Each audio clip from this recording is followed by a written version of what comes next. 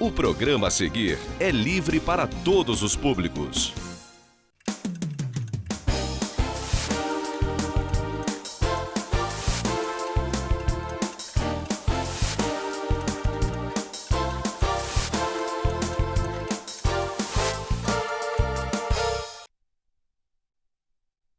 Boa noite, querido telespectador, minha querida telespectadora. Sexta-feira, 11 de setembro, mais uma vez entrando na casa de vocês, agradecendo o carinho e a generosa audiência, sempre procurando trazer assuntos que eu entenda que sejam do nosso interesse, da nossa região.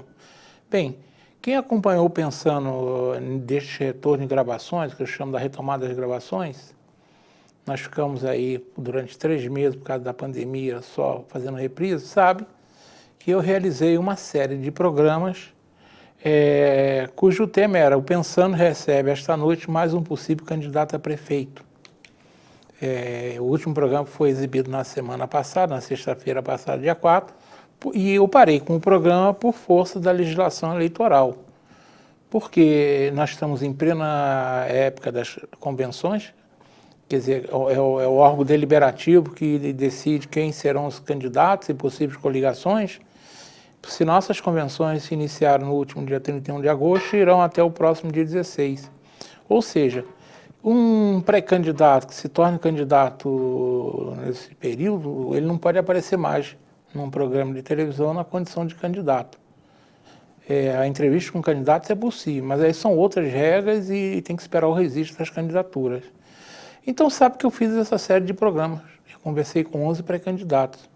Mas eu não fui o único que fez esse tipo de trabalho. Outros meios de comunicações também fizeram entrevistas com pré-candidatos. E um dos programas que se destacou foi realizado pela Luau TV e tendo algum apresentador, o Hamilton Werneck, que é, como todo mundo sabe, é uma das pessoas que mais conhece educação, tanto é que ele é professor, escritor, conferencista e mais outros istas em termos de educação. Mas muita gente não sabe que ele é uma pessoa extremamente eclética.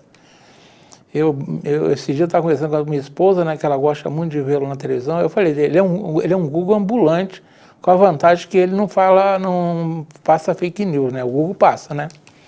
E o Hamilton passou por essa experiência que eu passei, né, de conversarmos com esses pré-candidatos.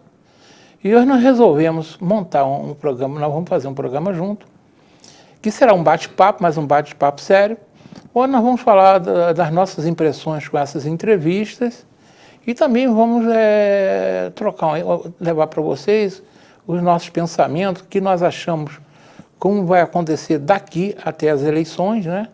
Como serão os fatos, como deverá ser essa campanha eleitoral, que eu sei que está esquentando a cabeça de todos os que realmente que serão candidatos de verdade, porque da mesma forma que passaram por alguns pelo programa dele, como passou, no meu passou pelo um só, que eu sei que desistiu da campanha. Mas eu vi um programa com ele que tem uma outra pessoa que também desistiu. Então, nem todos que passaram pelo meu programa e pelo programa dele, de fato, serão candidatos a prefeito. Mas a grande maioria será, eu diria talvez 90%. Então, o nosso papo hoje é esse. Como foi a experiência em conversar com pré-candidatos a prefeito e o que poderemos esperar das eleições de 15 de novembro? Claro, quem está aqui comigo, aqui eu agradeço o carinho. Por sinal, essa semana ele já apareceu na telinha da Zoom, na última segunda-feira no programa do Zuri, mas aí falando sobre educação, né? Um assunto que, como eu já disse, ele domina como poucos por esse Brasil afora. Então ele volta, mas hoje volta para falar sobre eleições, e ele pode fazer isso porque ele é, como eu disse, um Google ambulante, e um Google do bem. Boa noite, Hamilton. Boa noite, Modesto. Muito obrigado pelo convite. Mais uma vez, um prazer estar aqui na TV Zoom, de gente tão amiga, tão conhecida de tantos anos, né? Agora, nós fizemos um trabalho semelhante, né? Eu cheguei a entrevistar na Luau TV, no programa Diálogo com Hamilton Werneck, entrevistei 14 pré-candidatos. Não consegui entrevistar todos. Você entrevistou 3 a mais do que eu e não conseguiu, né? Não consegui. E dependendo das convenções, eu não sei se vamos ter tempo, conforme a quantidade de candidatos, de entrevistá-los ou descobrir um critério para convite para poder entrevistar o candidato, não mais o pré-candidato. Dos que eu entrevistei, saíram 2, um foi ser vice-prefeito numa outra chapa, portanto, 3 dos 14 que eu entrevistei. Depois disso já entrou gente, que também já saiu. Quer dizer, pelo menos de todos os que passaram com possibilidade, nós temos 2, 3, 4, 6 que mudaram para ser candidatos, ou a vereador ou a vice-prefeito em outra chapa, ou então que desistiram de vez de qualquer tipo de concorrência eleitoral. Porque esta eleição municipal, ela é diferente das outras. Isso a gente vai falar ao longo do tempo sobre essas diferenças que a gente tem. Você sabe que agora a gente não pode estar citando mais nomes. Por causa da legislação eleitoral, né? Senão... Eu estava aqui com ganas de falar os que mudaram. Mas nós não podemos falar. Hoje a gente pode... Hoje, para vocês entenderem, nós não vamos citar nomes, porque a legislação eleitoral pode pegar na gente, né? E multa... No nosso caso, a multa é pesada para a emissora. Salvadorzinho vai ter um infarto se isso acontecer, né? Pois é. Mas nós vamos falar. Então, é só para explicar a vocês por que nós não vamos citar nomes. Porque nós não podemos, né? Que vontade, dá vontade, né? Mas pois é. Vontade dá e passa, né? Exato. Mas vamos lá. Você conversou até um pouco mais do que eu. Eu conversei com 11 e, pelo que eu sei, 10 mantém a... candidatura. Não conversei com mais. Depois que eu montei uma agenda, né? Eu montei a agenda com aqueles nomes de pessoas que falaram comigo que eram pré-candidatos a prefeito. Eu não tive que sair procurando. Depois, quando eu já estava com a agenda montada, já tinha convidado, me apareceram pelo menos mais 3 nomes. Infelizmente, eu fui obrigado a dizer que não seria possível. Espero que eles tenham entendido. Uma entendeu. Eu acho difícil, acho que não. Mas fazer o quê?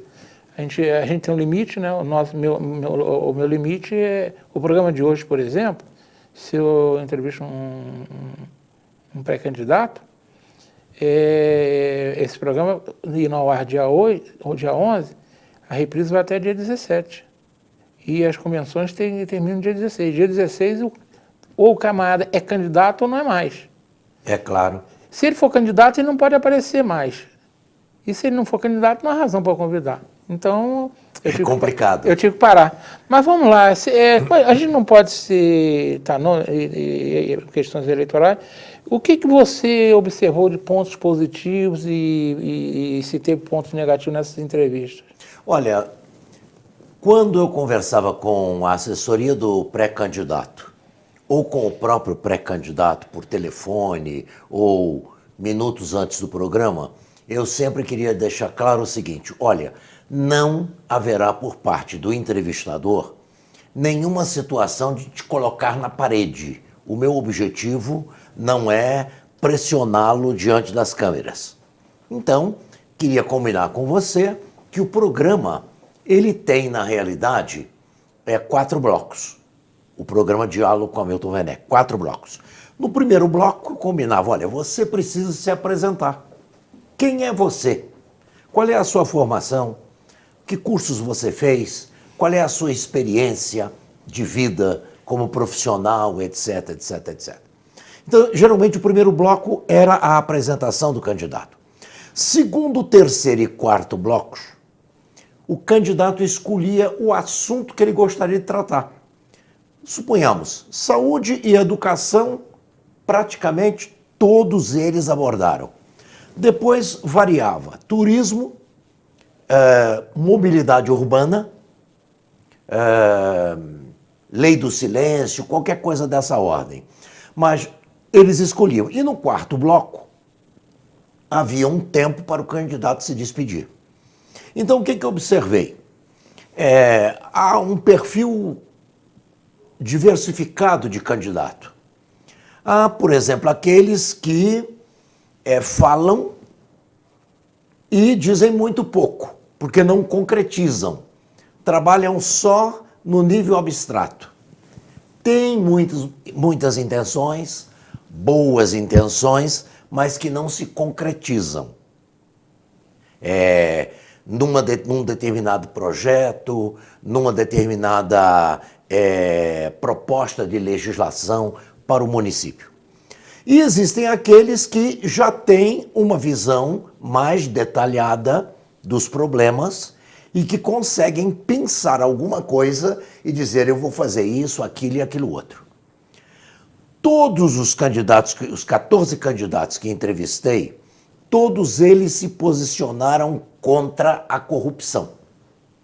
Quer dizer que se um deles for eleito, eu teria aí... Está gravado. Exatamente, está gravado, não é? Que se colocaram todos contra a corrupção. Eu acho que a corrupção, como diz aí um analista português, com 3 palavras bastante complexas da língua portuguesa, ele diz assim, a corrupção no Brasil, ela é sistêmica, portanto ela está espalhada em todos os poderes e em praticamente em todos os cargos, em todas as profissões. Segundo, ela é endêmica. Quer dizer, não é um vírus que entrou no organismo e que saiu da sociedade, não. Isto é uma endemia. Você pega e pega de novo e pela terceira vez, parece uma gripe. Não a da Covid, mas uma gripe comum, a influenza comum. E a outra é a sindrômica, é uma síndrome. Quer dizer, parece-me que o brasileiro, ao nascer, nasceu talhado... Está no DNA. Está no DNA. Então, é duro ouvir isso, mas é verdade. É duro ouvir, mas é uma coisa interessante, porque a gente ouve na televisão, na questão da corrupção, grandes corrupções, valores elevadíssimos. Mas é preciso notar que ela é uma pirâmide. Claro.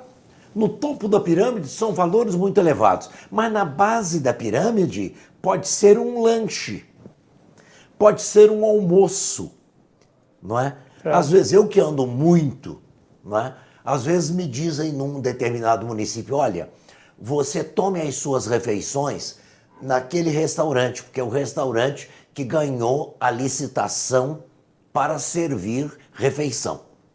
Tudo bem. Aí você não tem nada a assinar. Você vai lá, às vezes um self-service, você faz o seu prato, você assina que tomou uma refeição, a refeição tem um preço tabelado, tudo bem. Houve uma licitação. Se houve uma licitação, eles estabeleceram preços fixos de lanche, de almoço, de jantar, etc. Mas já me aconteceu um caso seguinte, olha, você faça seu lanche ali. Eu fui fazer o lanche. E eu não gosto de jantar e fazer palestra depois. Porque a palestra cria uma certa ansiedade, a palestra ela te prende muito numa atenção concentrada e você pode ter um problema digestivo, não fazer bem a digestão. Então eu pedi um lanche, eu quero fazer um lanche. Então foi uma média de café com leite e um pedaço de bolo. Tudo bem. Fiz o meu lanche, eu disse, eu devo assinar? Ah, sim, deve assinar. Quando eu recebi a notinha no balcão para assinar, em cima estava escrito um almoço e não tinha valor. Abaixo estava escrito um lanche e não tinha valor. Aí eu disse, qual é o valor do lanche? Aí me disseram, são R$3. Falei, ótimo. Então a senhora deve escrever aqui R$3. Sim, mas a gente escreve depois. Eu falei, minha senhora, vamos fazer o seguinte, eu não assino, a senhora não escreve nada e eu vou lhe pagar os R$3. E quanto que ela colocaria no almoço? Vai lá saber. Vamos imaginar que ela colocasse 45 no almoço, que colocasse 15 no lanche. Você diz, é corrupção, Claro que é corrupção. É corrupção. É. Pequenininha, Claro, mas mas está lá, é. está dentro do DNA, né? Da Ninguém, genética, é terrível. O cara é ladrão no pequeno e no muito. Mas olha, esse aspecto foi talvez o mais forte e mais positivo de todos os entrevistados, todos contra a corrupção. Eu espero que seja assim. Então a gente espera que qualquer um dos eleitos tenha essa meta e que essa meta seja realmente levada a sério. Eu fiz um pouco diferente, né? Primeiro, eu tenho uma coisa que isso eu aprendi logo no início do Pensando, lá em 2002, o dia que eu levei bolo de um deputado federal, que o assessor me ligou, que ele estava na cidade, queria vir no programa, e aí ele não apareceu. Aí eu tinha um telefone do camarada, fui reclamar com ele, ele falou, meu assessor se enganou então. Aí eu aprendi uma coisa, eu só faço programa, eu já inclusive já fiz, por exemplo, o Cristóvão Buarque já passou pelo programa. O próprio governador Witzel já passou. Mas eu só marco o programa com o próprio. Os assessores ficam arara comigo, né? Porque eu não estou desprestigiando o serviço dele, mas eu quero que a pessoa se comprometa diretamente comigo. Então eu não marco o programa com assessoria, não marco. E eu fiz um pouco diferente. Todas as recomendações que eu dei aos entrevistados, alguns obedeceram mais, outros menos, foi, olha, a ideia do programa é uma oportunidade do friburguense conhecer mais você e as suas ideias. Você não veio aqui para meter o pau, por exemplo, no prefeito. Você pode falar das mazelas, mas você não vai passar o programa todo falando mal do prefeito, que o objetivo não é esse. Tá. E outra coisa, as perguntas foi eu que fiz. Eu sempre faço, né?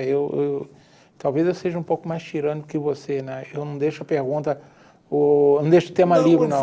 Eu dou dicas. Não é? Eu dou dicas. Mas eu sou mais tirânico que você em nesse ponto. Pode ser. Geralmente, no meio do desenrolar da explicação do pré-candidato, aí você faz eu coloco alguma coisa. E este aspecto? E o que você acharia disso? É uma forma interessante. É interessante. De você, de um lado, enquanto entrevistador, falar pouco e o entrevistado falar muito. Porque qual era, vamos dizer, isso eu dizia em quase todos os programas, qual é o objetivo principal deste programa? É alertar o friburguense para uma questão muito séria e muito grave, que é a abstenção, o nulo e o branco. E essa foi a minha intenção também. Pois é. Porque se nós estimular a pessoa a votar. Se nós tivemos, na última eleição para o prefeito, sem pandemia, 45 mil votos que foram nulos, brancos ou de pessoa... Um terço dos votos. Um terço dos votos. Mas nós temos o quê? Hoje são cerca de 154 a 155 mil eleitores. Com a pandemia, pode ser que esse número de 45 mil vá a 60. É o que se imagina. Há quem faça conta. Eu participei de uma reunião virtual há pouco tempo atrás com umas 2 pessoas que conhecem o cenário político de Friburgo, junto com alguns empresários. Eles queriam ouvir nossas opiniões. E nós chegamos à conclusão que pode haver os votos válidos sejam em torno de 50%. Sim. Então, pode acontecer isso. Você pode ter, por exemplo, um comparecimento à urna entre 80 e 90 mil. Então. É uma situação. Isso significa que com a quantidade de candidatos que Friburgo apresenta, há uma razão até para isso, a gente pode conversar. Nós vamos conversar, está aqui. Mas é o seguinte, se nós tivermos uma abstenção, nulos e brancos, na ordem de 60 mil, por exemplo, pessoas, quase 70, vamos imaginar isso, o prefeito eleito pode ser eleito com 17 mil votos. Nós concluímos no dia lá, eu mesmo disse, que eu diria o seguinte, quem vai ganhar? Eu falei, eu não sei. Mas eu diria que quem fizer 15 mil votos está no páreo. Está no páreo. No páreo, sim. Tá. Por isso é que as pessoas, que são muitos candidatos, e todos se sentem numa situação de que serão eleitos. Agora, Milton, eu tive aqui, entre os 11, 10 estão aí correndo atrás das convenções. No meu programa, eu saí com a impressão minha e depois as ruas e as redes sociais que falam comigo me informaram a mesma coisa. Eu tive candidatos que eu tenho certeza que eles aproveitaram o programa e saíram mais fortalecidos.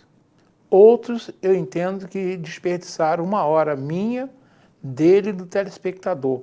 Você sentiu essa mesma coisa, a reação do telespectador? Não sei como é que você está indo na rua. Você sentiu aquele programa que você sai e fala, puxa vida... Mesma coisa que você faz. Quer dizer, eu recebo rede social, as pessoas reportam alguma coisa. Olha, eu gostei muito de tal candidato, eu gostei muito do que fulano falou, etc. Olha, esse indivíduo não apresentou projeto algum. Há a reação. E a reação também da rua. Isso. A rua é mais importante. A rua é mais importante. Quer dizer, sobretudo aquela pessoa que às vezes eu vou pela calçada, hoje menos, pela pandemia menos, mas antes da pandemia um pouco mais, e às vezes a pessoa diz assim, professor, eu olho e não conheço. Falei, de onde você me conhece? Eu assisto o programa.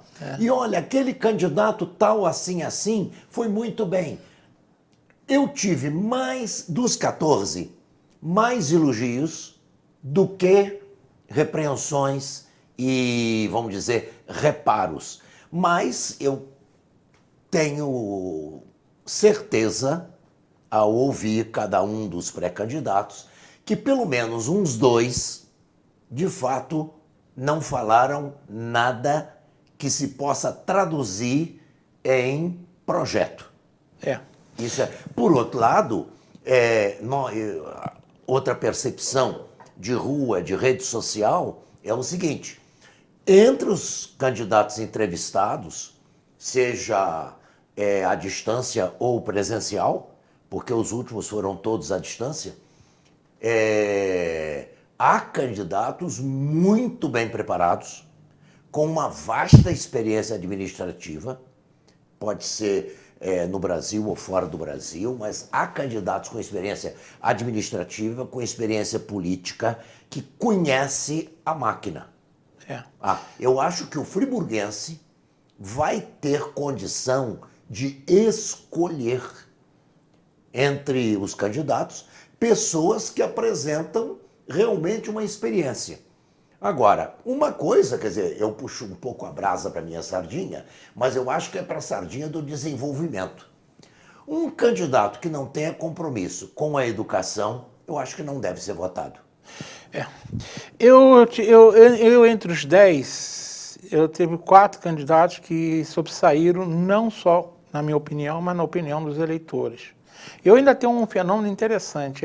Segunda-feira, dia de feriado, recebi, até eu não conhecia nem a pessoa, não sei nem onde ele arranjou meu telefone. Ele disse que um amigo que forneceu, ele mandou um WhatsApp dizendo que tinha acabado de assistir um programa com um pré-candidato que eu trouxe foi o 5º ou 6º que eu apresentei. Mas ele, como está lá no YouTube, né, alguém disse a ele que o programa foi legal, ele me mandou o WhatsApp dizendo que gostou muito do tal pré-candidato. Em verdade, 4, não só na minha opinião, mas na opinião de quem assistiu, foram mais elogiados. Eu só tive 2 que realmente... Um eu achei que foi mal, e a Ruas também acharam que ele foi mal. Mas isso acontece, né? Eu digo o seguinte, a gente abre a porta para ele se apresentar, mas cabe a ele saber usar, né?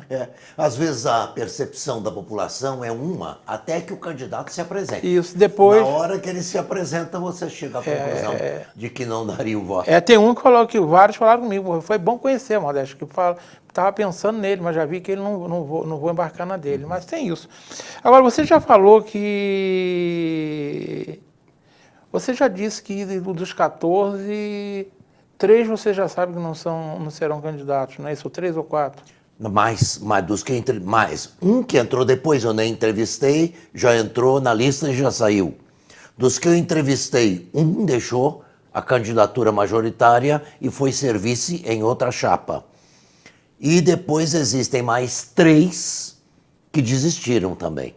Um sairá para vereador e os outros 2 desistiram também da candidatura a prefeito. De qualquer forma, você teve um bom índice de, quer dizer, os que sairão realmente das convenções, você deu uma boa oportunidade a ele, como eu dei e outros também deram, Sim, né? sim, eu acho Então, que sim.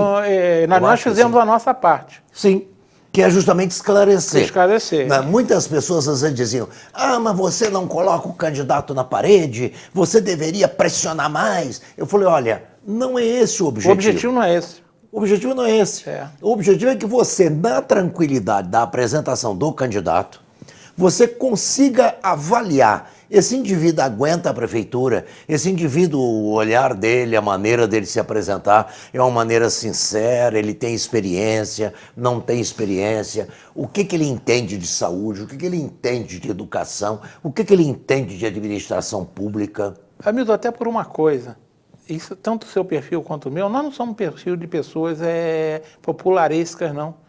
Esse negócio de apertar, isso é uma coisa meio demagógica, né? Que no fundo é o apresentador que quer aparecer, tá vendo?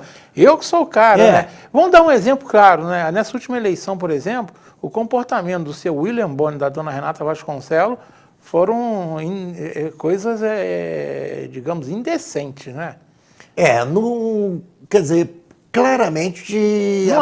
A intenção era levantar a bola da emissora. Percebia qual era a intenção. Para mim só tinha uma ali, encher a bola deles, mais ninguém. Né? Então, realmente isso acontece. Quer dizer, se você sobressai como entrevistador mais do que um pré-candidato a prefeito, aí se pergunta, por que você não deixa o programa e se lança na política? Claro. Eu também já recebi críticas desse tipo. Modesto, a gente está vendo que o cara está falando uma mentira e você não retruca que é mentira. Eu falei, a minha função não é essa, eu pergunto. Sim. E eu deixo a pessoa responder. Agora, o telespectador, ele que faz o essa eleitor, avaliação. se o eleitor avaliou, isso é uma mentira, então, e por isso eu não voto em fulano, atingimos o nosso objetivo. Claro. Vamos agora falar numa coisa que você começou a sair. Vamos sair um pouquinho das entrevistas que você fez, vamos falar, vamos entrar um pouquinho no mundo das campanhas. Nós só ficaremos sabendo quem serão os candidatos a prefeito após as convenções partidárias, que começaram agora no dia 31, vão até o próximo dia 16, e, em verdade, a certeza mesmo só a partir do dia 26, que é a data limite do registro. Sim, porque a data limite para coligações da majoritária. Não, a data limite para você fazer o registro no TSE. TSE, as convenções terminam no dia 16. 16, certo. Então, dia 16, as convenções decidiram... Aí tem que... Mas aí cabe a eles fazerem um registro das candidaturas e apresentar a ata da convenção.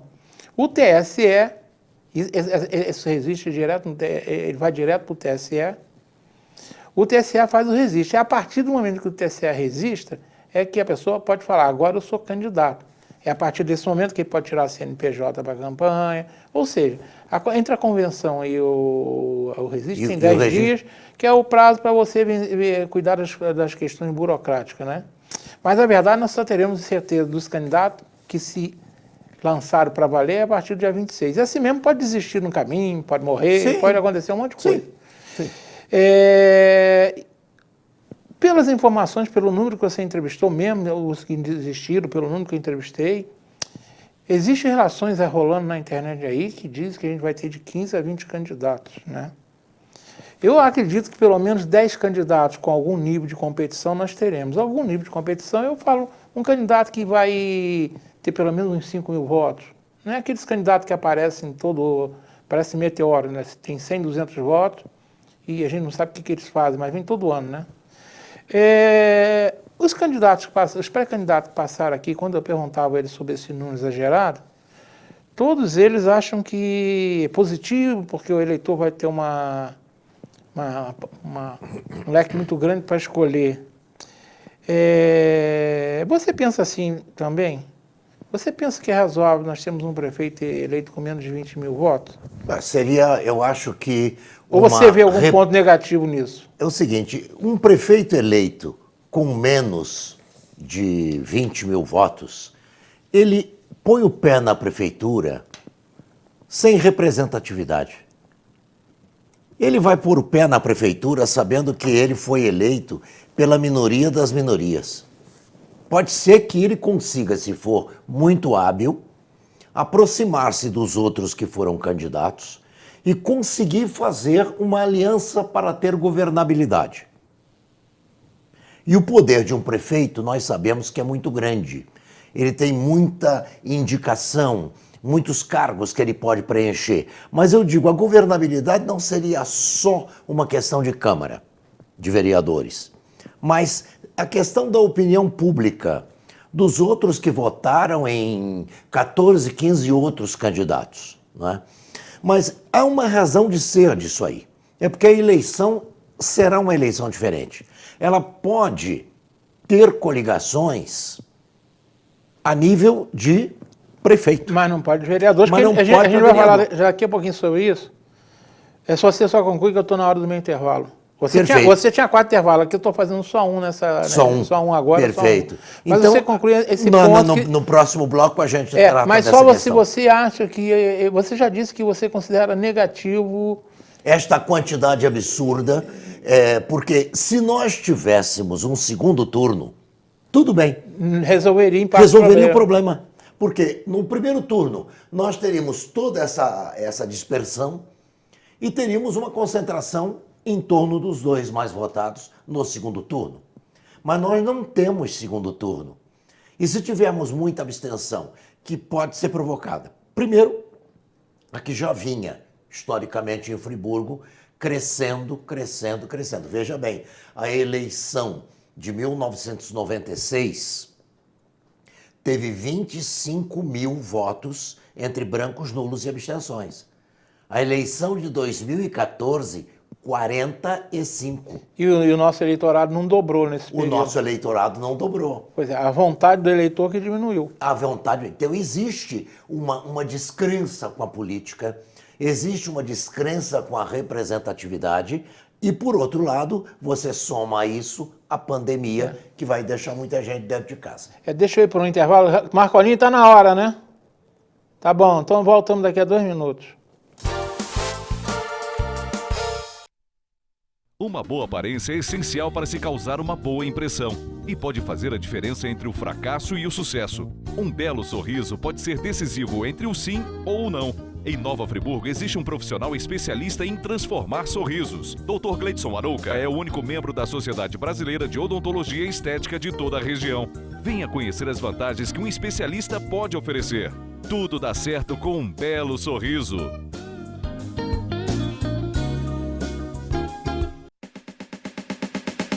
Preço bom só no Varejão da Construção. A sua melhor opção na hora de construir ou reformar com preços imperdíveis. A maior variedade de pisos extra e revestimentos da região. Material para pintura em geral, além de uma linha completa de produtos para deixar a sua casa como você sempre sonhou. Agora, com muito mais facilidade no pagamento. No Varejão da Construção, você também pode pagar com auxílio emergencial. Basta vir até a loja com o app ativo no seu celular. A entrega rápida em toda a região.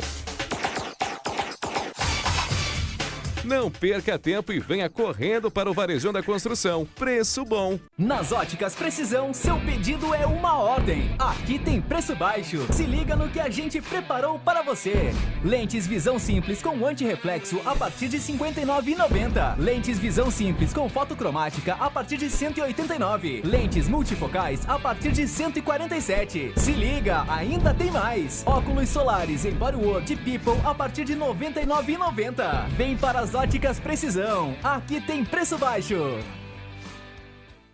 Olá, hoje eu quero falar um pouquinho para você sobre o delivery da Du Confeitaria aqui no Cônigo. Você pode mandar um WhatsApp para o número que está aí na tela e você vai cair no atendimento automático. Lá você vai ter opções que vão mostrar o nosso horário de atendimento e vai ter uma opção também, a opção número 1, que vai te redirecionar para a nossa página. Você não é obrigado a comprar nada, vai te jogar para a nossa página e lá você vai ver todos os itens que possam te interessar, você vai jogando, adicionando ao carrinho e depois você verifica quanto ficaria a sua compra.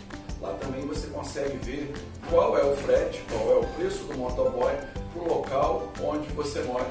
Tá vendo? Você pode experimentar os doces, os pães de fermentação natural dessa confeitaria diferenciada que nasceu aqui em Nova Friburgo. www.dufriburgo.com.br. Estamos retornando hoje conversando com Hamilton Werneck. Falamos um pouquinho sobre os programas que fizemos e agora estamos tratando da eleição. Hamilton, como é que você avalia esse empurra para frente nesses 42 dias, né? previsto através da emenda complementar 107, que levou as eleições para 15 de novembro, alterando os outros prazos, entre eles as convenções, o período das convenções, a própria propaganda eleitoral, né?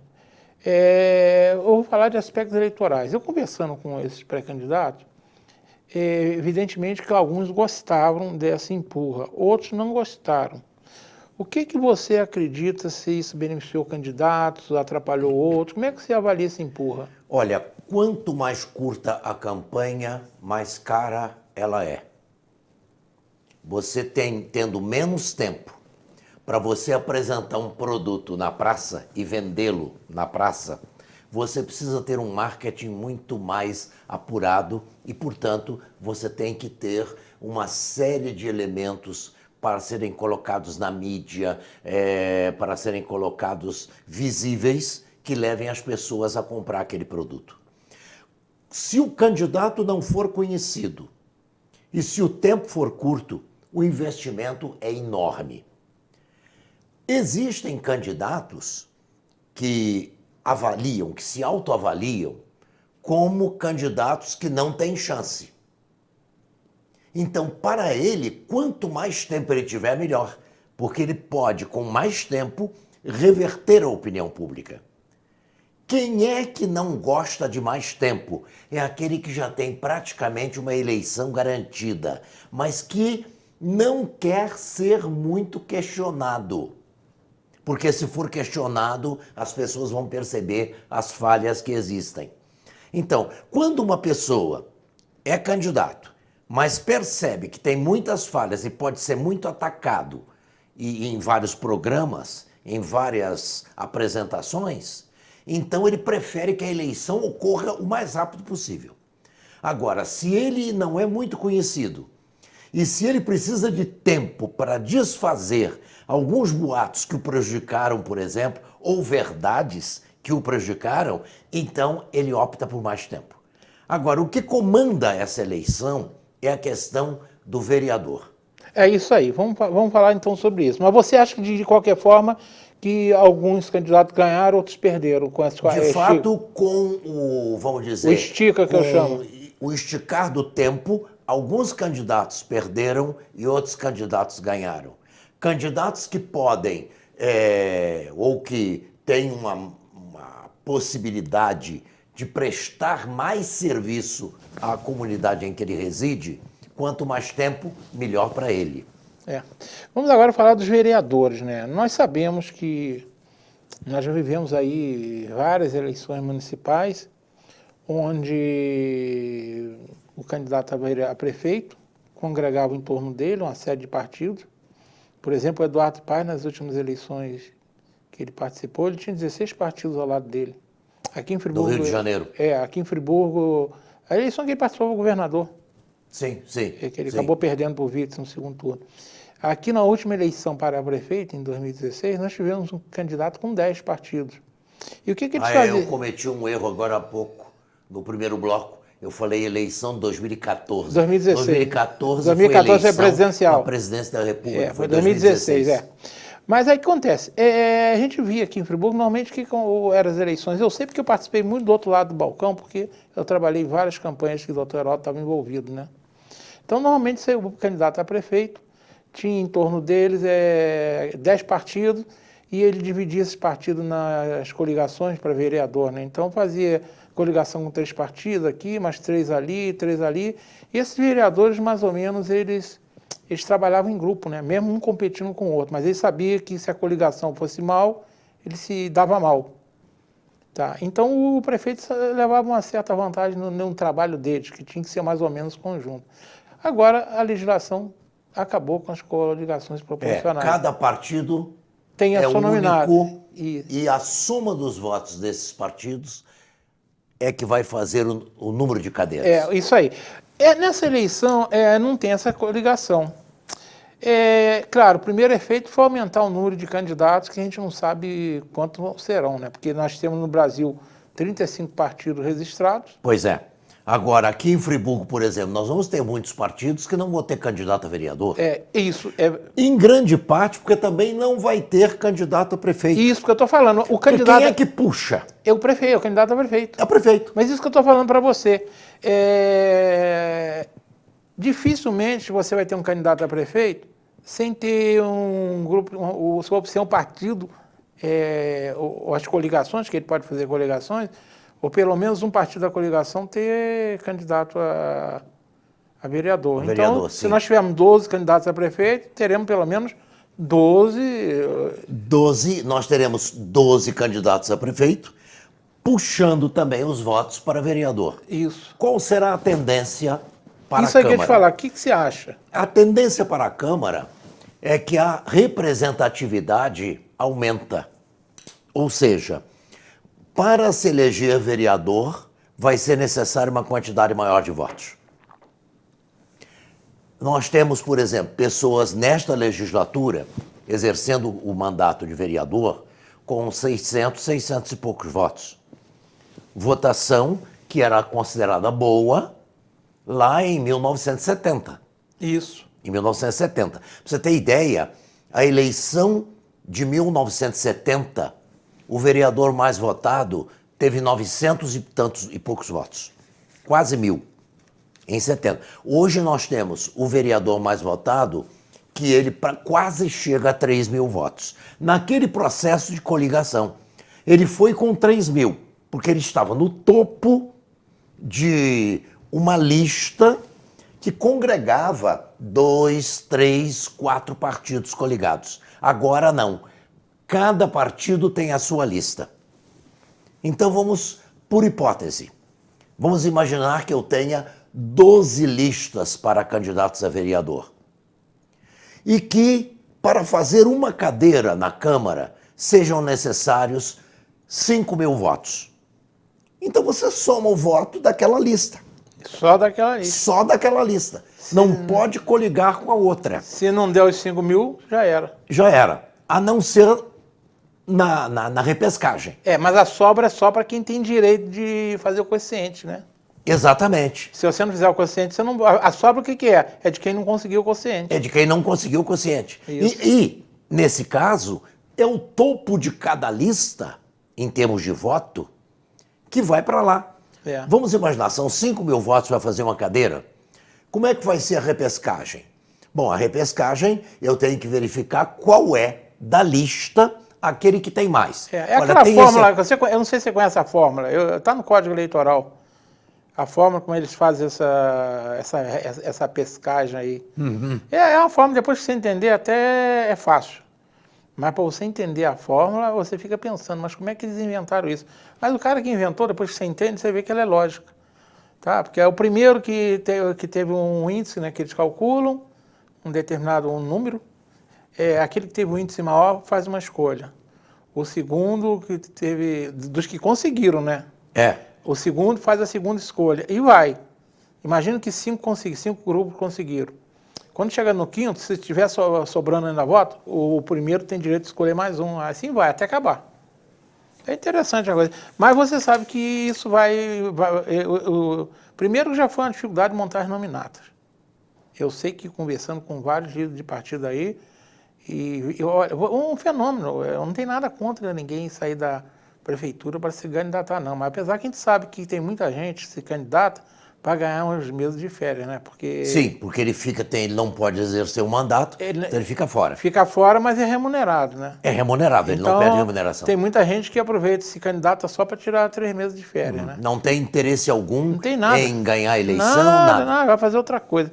Mas enfim, nós temos certeza que a eleição do vereador também vai ser uma caixinha de surpresa e tanta... Eu acho que a Câmara poderá mudar muito, porque mudou todo o esquema de contagem dos votos. Isso aí. Não havendo. Porque aquele vereador, candidato, que tinha 15 votos, 120 votos, 200 e poucos, e que não ia, mas ele ajudava na coligação. Ajudava. Agora não, ele só pode ajudar dentro do próprio partido. Não soma com o outro. Então, muitos partidos ou completa a nominata toda e consegue chegar a fazer uma cadeira, Isso, que pelo ele tem menos. chance de repente fazer mais com a sobra, exatamente, que aí dá uma cadeira, vírgula, vírgula alguma coisa. Vamos voltar agora rapidamente ao nosso programa, você já falou um pouco. O seu programa é semanal. programa semanal. O seu programa é O semanal. meu programa é semanal. O meu também é. Perfeito. De acordo com... Nós só podemos fazer o programa com esse pessoal depois que sair o registro. Perfeito. Só depois do dia 28. Então, depois do dia 26. De 26, exato. Então, no meu caso, eu terei 6 programas no máximo. Que o Zuri, por exemplo, que apresenta segunda-feira, ele terá 7. Se forem 12, 15 candidatos, eu não sei o que você vai fazer e o que eu vou fazer. Eu também não sei o que eu vou fazer. Não sei nem se vou fazer, né? Sim, e talvez a opção seja não fazer. Porque não vai ter pessoa aí milindrada. Porque nós temos que ter um comportamento ético, que é o seguinte: o mesmo critério para todos os candidatos. Claro. A isonomia, inclusive, Isonomia. que a lei exige isso. Exato. E a ética exige mais. Mais. Né? Então, o que acontece? Se eu não tenho condição nem certeza se eu vou conseguir entrevistar todas as pessoas, Não entrevista nenhuma. não entrevisto nenhuma. A alternativa que será possível, que isso a lei prevê, é você chamar os mais bem colocados numa pesquisa oficialmente registrada. E isso faz, por exemplo, as grandes emissoras. Ano passado, a última eleição, eu entrevistei, eu usei esse critério, porque tinha uns partidos pequenininhos aí, que eu não tinha data, então eu usei esse critério. Teve uma pesquisa publicada, e eu chamei os 6, eu tinha 6 programas, eu chamei os 6 mais bem colocados. Isso é totalmente legal, que é a única alternativa que eu tinha. Agora, todo mundo sabe que uma pesquisa devidamente registrada e tudo mais, é a pesquisa geralmente muito mais cara. Claro, não é... E nessa crise toda que nós estamos vivendo... Não sei se a gente terá. Se nós não tivermos, dependendo... Eu, por exemplo, conversando com o Zuri deu a ideia, de repente, a gente fazer no mesmo programa, pegar o nosso programa de 1 hora, fazer 30 minutos com um, 30 minutos com o outro. Agora, imagina se vem 13 candidatos, já bagunçou a gente. Com direito, né? Porque a legislação também prevê que você só precisa convidar, você é obrigado a convidar aquele que tenha 5 representantes no Congresso Nacional. Já teve um que não tem, e, pô, Modesto, eu não tenho, nosso partido não tem representante no Congresso. Você vai me convidar? Eu falei assim, muito improvável, porque eu não tenho data. Pois é. Eu tenho que privilegiar, fazer o quê? Eu tenho que usar o que a lei permite. É uma eleição, vamos dizer, municipal, não há uma representação nacional. Isso. Não há representação nacional, mas a gente tem que pensar um pouco na questão local, Claro. que é diferente. Então, se eu priorizo e tomo como base um critério que é federal, não é? Eu posso mexer no resultado municipal. Então é bem complexo, quer dizer, a sua situação, a minha situação, em 2 canais de TV a cabo diferentes em Nova Friburgo, para decidir depois do dia 26 de setembro, como é que nós faríamos? Se nós tivermos, evidente, uma quantidade menor de candidatos, vai ser mais fácil. Claro, mas se for uma quantidade enorme... Mas se for uma quantidade muito grande... E Nova Friburgo é uma cidade que está bem diferenciada das outras do estado. Aqui está um fenômeno interessante. É um fenômeno, não é só na região serrana, é Baixada e outras áreas onde não existe segundo turno e que a quantidade de candidatos provoca toda essa dispersão. Vamos lá, outra coisa que você já falou um pouco, né? Mas é a questão do estímulo ao voto. Nós já falamos da possibilidade de chegar a 50% ou até mais por cento de... Eu perguntei a todos os candidatos o que eles fariam para tentar reverter. Porque vamos pensar bem,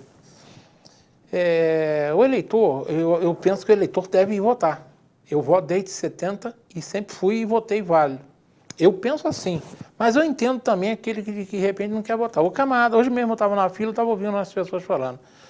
A gente vê os péssimos exemplos, né? Administrações desastrosas, roubalheira, safadeza, a Lava Jato está aí até hoje. A gente vê os exemplos maiores, por exemplo, o nosso STF, que deveria ser um exemplo, ter um comportamento exemplar, hoje é praticamente execrado pelo povo, porque os ministros se comportam de uma forma que você não sabe, não tem critério. Né? Existem, vamos dizer, pilares constitucionais da nossa democracia que estão sendo questionados. Estão sendo questionados por culpa deles, porque eles têm um comportamento que a gente não entende. Aí eu falo para você, eu perguntei a esses candidatos, cada um deu a sua opinião. Você acha que é possível mudar essa tendência para uma eleição que ainda tem um coronavírus no meio? Será que o eleitor vai realmente sair de casa, se colocar sob um risco para ter essa consciência? Olha, o candidato tem que ter hoje, em Nova Friburgo, para convencer o eleitor de sair de casa e votar nele, ele precisa ter uma base de uma força moral muito grande para convencer. Aquele que realmente convencer o eleitor de que não está sendo demagógico, de que não está falando coisa bonita porque está em campanha.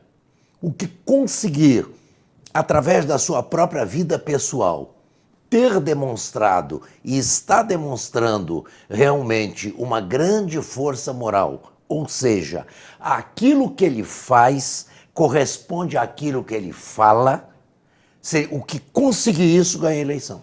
Mas aí vem a outra pergunta que eu vou lhe fazer.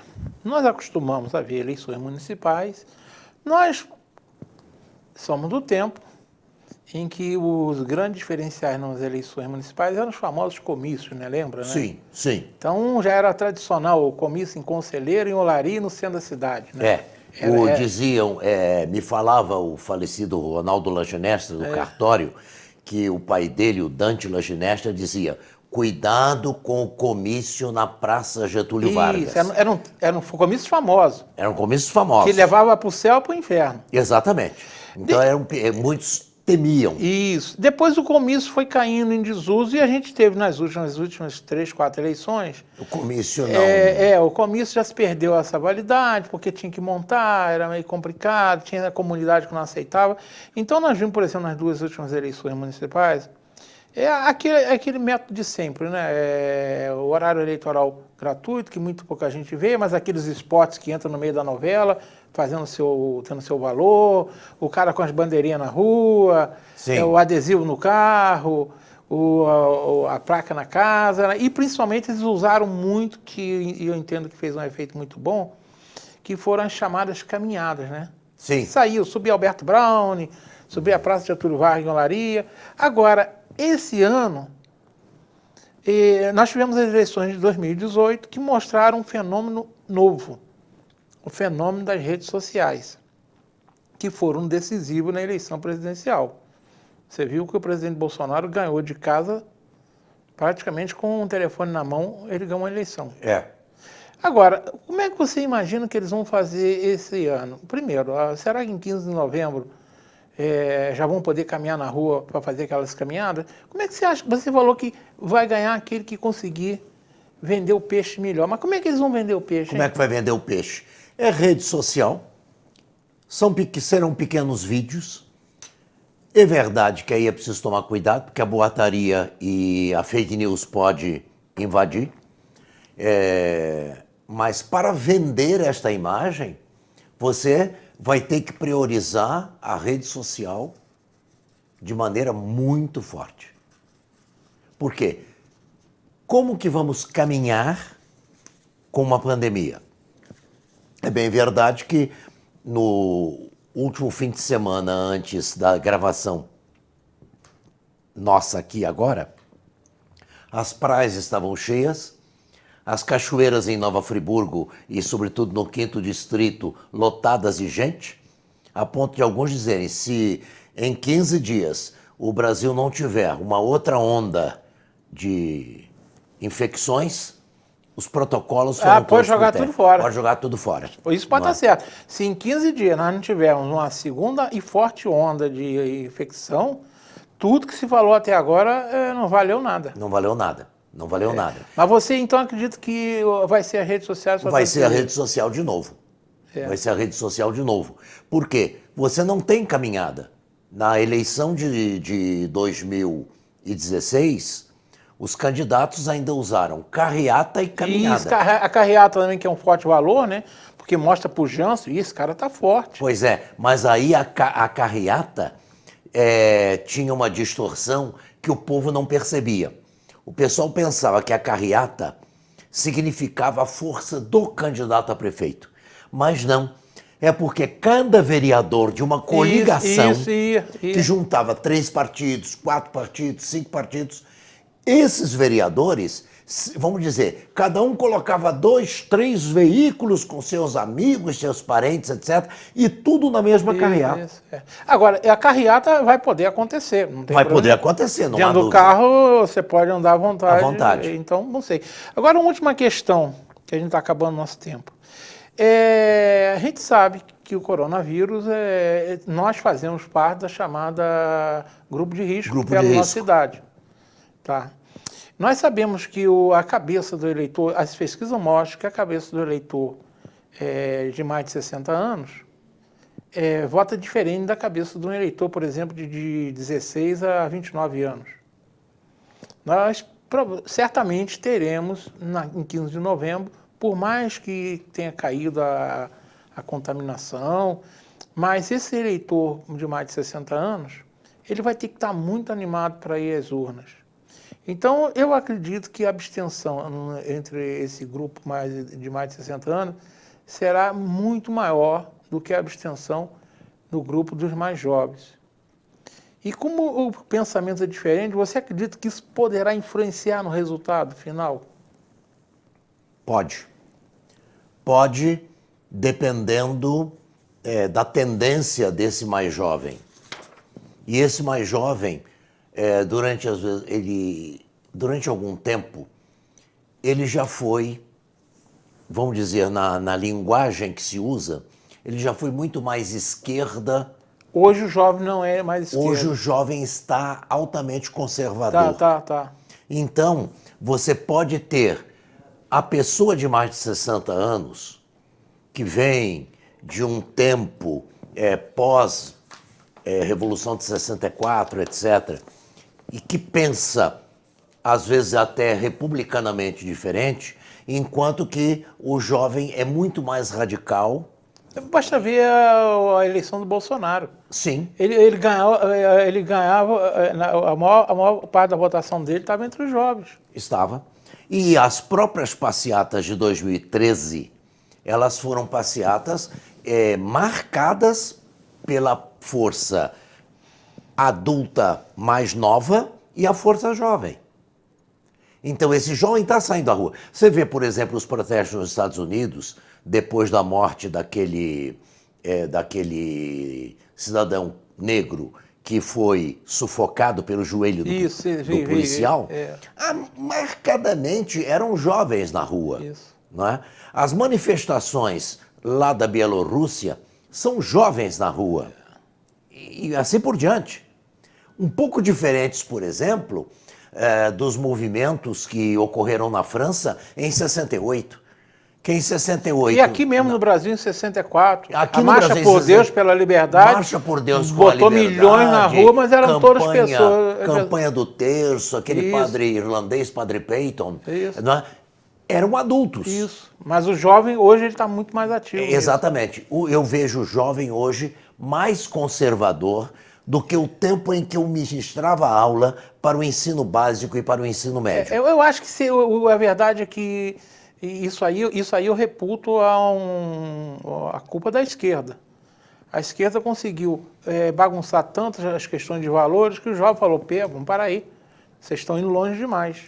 Houve uma perda, vamos dizer, das narrativas, em que ocorreu o seguinte: a narrativa feita por um grupo conservador conseguiu empolgar mais quem é novo Isso. do que uma narrativa que normalmente deveria empolgá-lo, Mas não está empolgando. mas não está empolgando. E Friburgo, você sabe que Friburgo sempre foi uma cidade mais conservadora.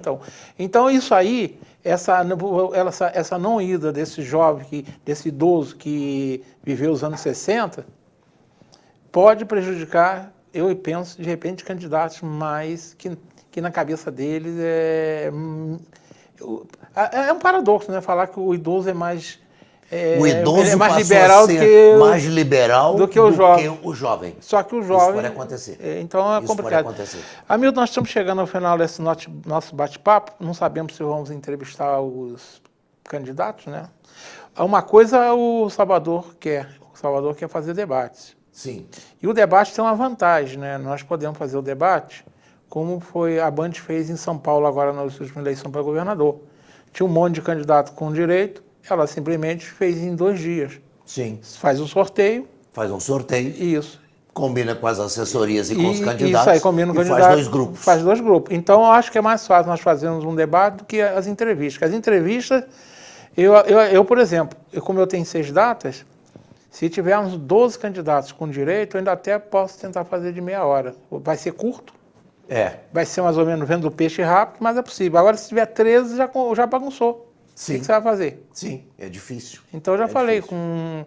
alguém falou, mas faz gente, vai dar um bocadinho. E outra coisa, nenhum candidato poderia falhar. É isso. Se um falhar, bagunça. Exatamente. É muito complicado. Mas de modo que o debate me parece uma maneira mais tranquila, até em 2 blocos. Isso. Se nós tivermos 14, 12 candidatos. Você faz com 6, 7. O que eu falei é o seguinte, eu não vejo sentido em fazer com mais de 8. 6 é o número ideal. Com mais de 8 vai ficar um tempo muito reduzido. Isso, e muito ocioso. Ou você vai ter que esticar muito, qualquer debate que passe de 2 horas, 2 horas e meia, se torna chato. Cansa o telespectador, Ninguém ele gosta, não aguenta. Não aguenta. Então eu falo, não é à toa que o americano aprendeu rápido que um filme deve ter no máximo 2 horas e uma peça de teatro, Você faz palestra. Você tem palestra de mais de 1h30? 1h30 de palestra. O restante, até chegar 2 horas, 2 e pouco, você tem perguntas. Isso, que aí o cara está interessado. Aí está interessado também. Bem, Milton, vamos estar encerrando. O Marconin já está aqui na área. Quero agradecer mais uma vez o Marconin. O Marconin tem sido de uma utilidade muito grande para mim. A telinha para sua despedida e obrigado por você ter vindo para a gente conversar, bater esse papo que eu acredito que ajude o eleitor a entender um pouco essa dinâmica das eleições. Perfeito. Eu agradeço a você e agradeço a TV Zoom. Eu tenho um trânsito em praticamente todos os canais de televisão aqui em Friburgo.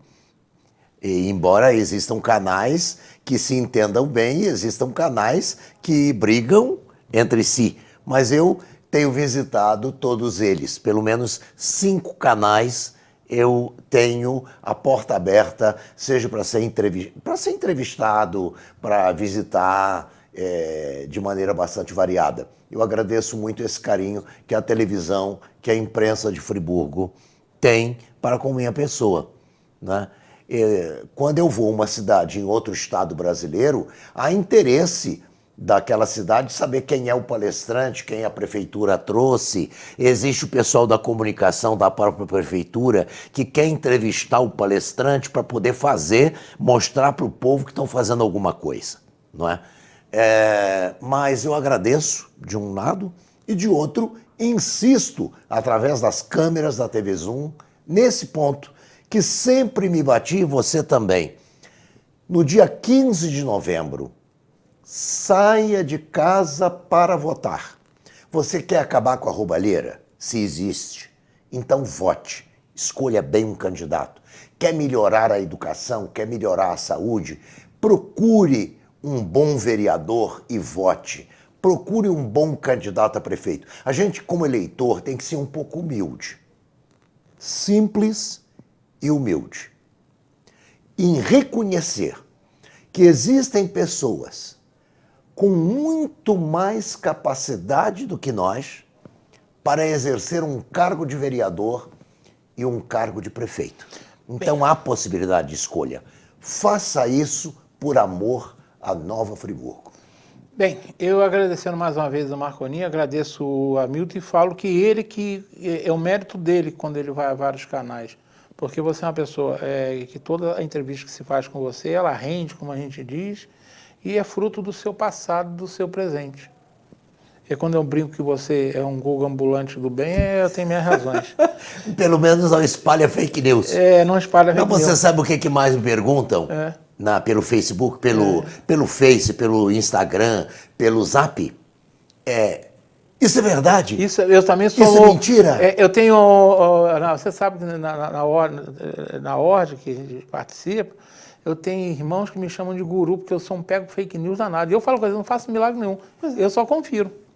Eu acho que é todo dever de quem trabalha com jornalismo E outra desconfiar da notícia e apurar. Sim, e outra coisa, é uma pessoa que tem que fazer a análise, não pode tomar partido disso ou daquilo. Bem, eu tenho que terminar mesmo. Termino para vocês deixando esse pensamento da... Eu acho que o nome dela é Ayn Rand, que é uma escritora, dramaturga, roteirista e filósofa norte-americana que viveu no século passado. Ela disse o seguinte: sentir pena dos culpados e atrair os inocentes.